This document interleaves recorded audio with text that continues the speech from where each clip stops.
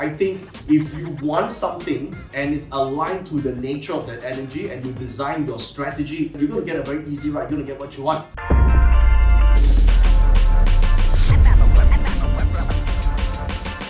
So in this video, I'm going to talk about what is the luck pillar in a BaZi chart. Now, the luck pillar is called the Taiwan, or the 10-year luck cycle in a person's astrology chart. So it does represent a person's 10-year journey. Now, when I say represent, it does not mean that it is predictive of what is the outcome of your 10 years. It does say, however, what are the energies that are influencing that 10 years, and if you are riding the wave, you are able to surf the wave and really enjoy the ride and be the best you could be. Or if you don't know what you're doing or you don't really understand it, then possibly you might be smashing on the rocks or getting dragged back by the currents and so forth. So basically, when we say in astrology about going with the flow, it's about understanding the flow of energy in that 10-year cycle. Now, there are generally only one way to really see it is to, number one, plot your astrology chart. Now, if you want to do that, there's a comment on the comment section. There's a link right now. You can you click on it and go to a site and then print your chart by entering your Western Gregorian date and time above, and then it will appear a chart that looks like this. Now, this is a sample idea of how a chart looks like. It may look like there's a lot of information here, but generally, we are only going to look at the central section. Okay, so a luck pillar basically is this section in the chart. I'm going to show you a close-up of this. So this is a close-up. So you will see here, this is the 10-year cycles, right? So now there's an age on top. You may think, is this representing my Western age? No. Actually, the calculation of Chinese astrology tends to include the 9 months that you are from the day of your conception, that you're conceived, all the way to your born. So generally, we +1. So if it says 13 here, it actually means 12, plus minus around 12 in your actual year of birth, all right? So basically it's a +1. Now, how do we look at the energy? Do we know that this is good, this is bad? That's the first thing that comes into anyone's mind when they are looking at a chart. I think before we say something good or bad, because good or bad is basically if things happen your way, you will say it's good. When things happen not according to your way, you will say it's bad, right? So in order for things to happen your way, first you must know what your way is, right? If you are clear on what you want to do or what you can do and what you will do, and you match it together with whatever is available at the time in your chart, then you will get a good tenure because it's going your way. Because what you want is aligned to the energies here. But what you don't want, for example, or what you haven't planned and then something happens here because energetically it's just like the waves, and you're doing something because you didn't really plan, so whatever comes along and then you're not happy about it, you feel that this is a bad 10-year cycle. Now, I know that this is quite contrary to what the general Chinese astrologers or the traditional will say, this is bad 10 years, you'll be bankrupt here, you will get divorced here. It's not so absolute in actual readings, because it's generally, I think, if you want something and it's aligned to the nature of that energy and you design your strategy means how to get there along with the energies that are provided, you're going to get a very easy ride, you're going to get what you want. So that's the whole idea of studying the luck pillars. Now, how do we read, right? How do we read it? We do it by two ways. Number one, we look at what is inside here. Now you will see here it says Yang Earth, and then there's Dog, and then you see a bunch of components that is inside, right? Each one of this has a star, such as in this case, direct wealth, 7 killings, eating God, and so on. That's a star. So those are the what.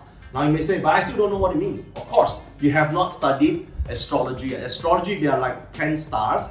7 killings is the name of a star that has certain components. Direct wealth is the name of a star, it has certain components. And then the eating god is just the name of a star, it has certain components. When you get to know these components, now you know, okay, so these are here, all right. And that is direct wealth, it's over here.